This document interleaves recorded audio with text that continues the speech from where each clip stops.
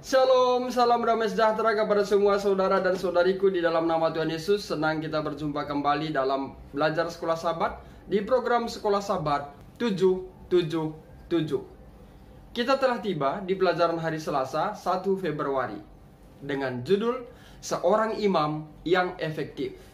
Mengawali pelajaran ini, mari kita bersatu di dalam doa.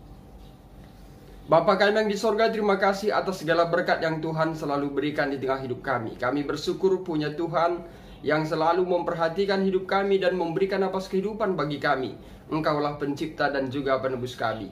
Saat ini ya Tuhan, kembali kami belajar dari pelajaran sekolah Sabat. Urapi kami dengan kuasa-Mu untuk memahaminya dan menuntun iman kami lebih percaya bagi Tuhan. Ampunkan kami dari setiap kesalahan kami. Di dalam anak-Mu Yesus kami berdoa. Amin.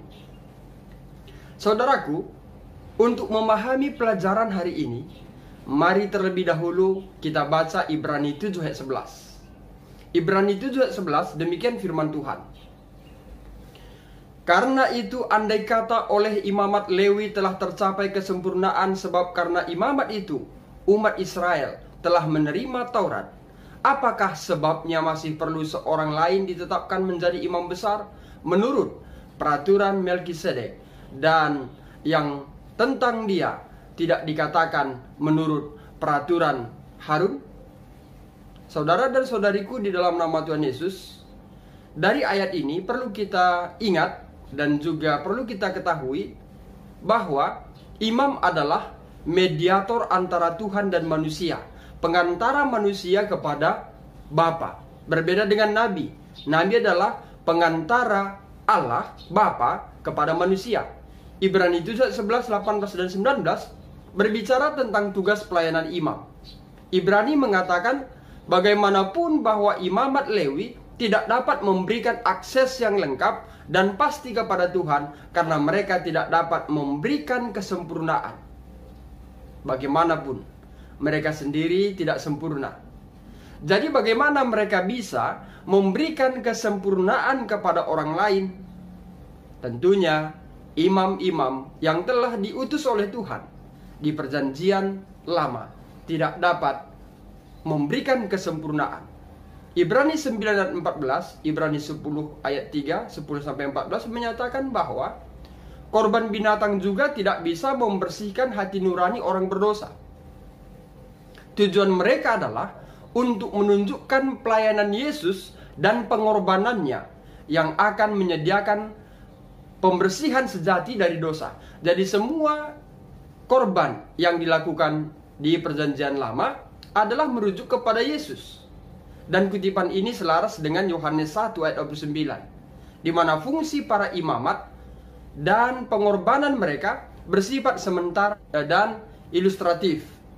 Melalui pelayanan mereka, Tuhan ingin memimpin orang-orang untuk menaruh iman kepada siapa? Kepada pelayanan Yesus di masa yang akan datang. Anak domba Allah yang menghapus dosa dunia. Memang Yesus lahir sebagai manusia tidak langsung menjadi imam.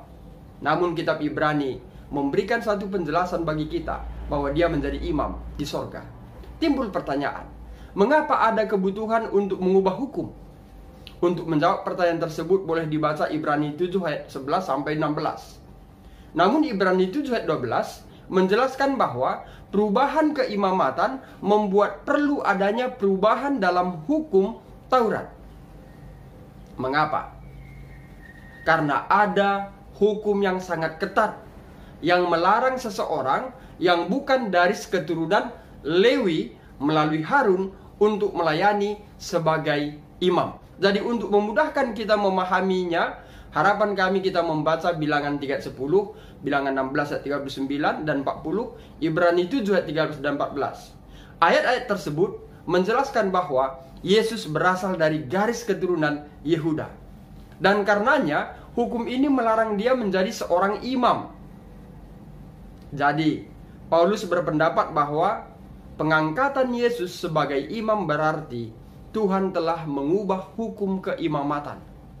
Jadi apa yang disebutkan oleh Rasul Paulus bukan berbicara tentang hukum Taurat, yaitu hukum hari Sabat atau hukum Taurat, hukum mengenai makanan haram dan halal, atau hukum Taurat, hukum yang lainnya. Tetapi konteks ini berbicara tentang hukum keimamatan.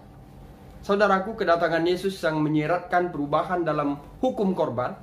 Orang-orang berdosa diharuskan membawa berbagai jenis korban untuk mendapatkan penebusan. Imamat 1 sampai pasal 7. Tetapi sekarang setelah Yesus datang dan mempersembahkan korban yang sempurna, hukum korban binatang juga telah dikesampingkan atau tidak berlaku lagi setelah kematian Yesus di kayu salib. Ibrani 10 ayat 17 dan juga 18. Sebagai hasil dari perjanjian baru dan wahyu yang lebih lengkap dari rencana keselamatan. Jadi perlu kita pikirkan tentang banyaknya korban hewan yang dipersembahkan pada zaman kuno atau di zaman perjanjian lama. Semuanya mengarah kepada siapa? Hanya mengarah kepada Yesus. Namun tidak satu pun dari mereka atau semuanya dapat benar-benar membayar dosa-dosa kita. Walaupun begitu banyak domba yang telah tersembelih, tapi semuanya tidak dapat membayar dosa-dosa kita. Hanya Tuhan yang dapat membayarnya. Timbul pertanyaan, mengapa hanya kematian Yesus yang dapat membayarnya? Semoga pertanyaan ini menjadi renungan kita, dan kiranya melalui pertanyaan ini kita lebih giat menggali tentang firman Tuhan supaya kita dapat menjawabnya. Demikian pelajaran Sekolah Sabat untuk hari Selasa. Mari kita tutup dengan doa. Bapa di sorga, terima kasih berkat yang berlimpah Tuhan berikan bagi kami. Saat ini Tuhan, kami sudah selesai belajar dari pelajaran Sekolah Sabat di hari Selasa. Terima kasih Bapa atas pelajaran yang indah Tuhan berikan bagi kami. Kiranya melalui pelajaran ini iman kami pun semakin dikuatkan, terkhusus dalam menantikan kedatangan-Mu yang tidak lama lagi. Berkati semua pemirsa Bakti Channel. Tuhanlah kiranya memberikan damai sejahtera bagi mereka masing-masing. Yang sakit Tuhan sembuhkan, yang lemah iman Tuhan kuatkan.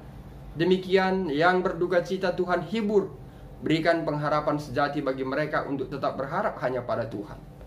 Bila ada yang berulang tahun, Tuhan berikan sukacita bagi mereka. Kiranya berkat Tuhan menjadi bahagian dia sepanjang hidupnya. Bila ada dalam pergumulan permasalahan, Tuhanlah kiranya lepaskan mereka dari pergumulan permasalahan tersebut, untuk dapat menyadari bagaimana kuasa Tuhan terjadi atas diri dia. Namun bila permasalahan, pergumulan itu harus menjadi bagian mereka, biarlah mereka tetap berjalan dalam kebenaran-Mu. Terpujilah nama-Mu Tuhan. Kami manusia penuh dengan dosa. Ampunkan kami dari setiap kesalahan kami. Sempurnakanlah doa kami ini di dalam anak-Mu Yesus kami berdoa. Amin. Saudara dan saudariku di dalam nama Tuhan Yesus, demikian pelajaran Sekolah Sabat di pelajaran hari Selasa. Saya Pendeta Resta Karo-Karo, Gembala Distrik Labuhan Batu, Rantau Prapat, pamit undur diri. Akhir kata saya sampaikan, Tuhan Yesus memberkati.